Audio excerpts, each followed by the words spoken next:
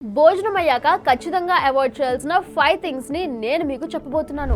భోజనం చేసిన తర్వాత ఇమీడియట్ గా కాఫీ ఆర్ టీ తాగడం వల్ల డైజెషన్ డిస్టర్బ్ అవుతుంది.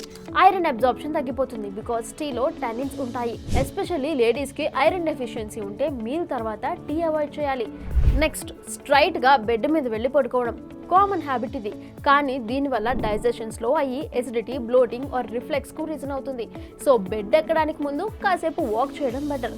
Now fruits.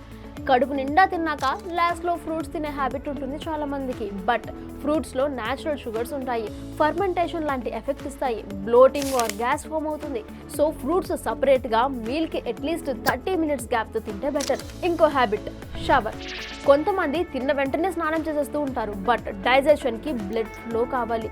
షవర్ వల్ల బ్లడ్ స్కిన్ కి డైవర్ట్ అవుతుంది, డైజెషన్ స్లో అవుతుంది. అందుకే స్నానానికి at least half an hour gap ఇవ్వాలి. Last but brushing. Especially sweets తర్వాత ఇమీడియట్ గా బ్రషింగ్ చేయాలి అని ఫీల్ అవుతూ ఉంటారు, బట్ ఫుడ్ తర్వాత యాసిడ్స్ టీత్ మీద ఉంటాయి. వెంటనే బ్రష్ చేయడం వల్ల ఎనామిల్ డ్యామేజ్ అవుతుంది. అందుకే ఒక గంట గ్యాప్ ఇచ్చి బ్రష్ చేయండి. ఇవన్నీ చిన్న చిన్న హ్యాబిట్స్ లా అనిపిస్తాయి, బట్ ఇంపాక్ట్ లాంగ్ టర్మ్ లో పెద్దగా ఉంటుంది.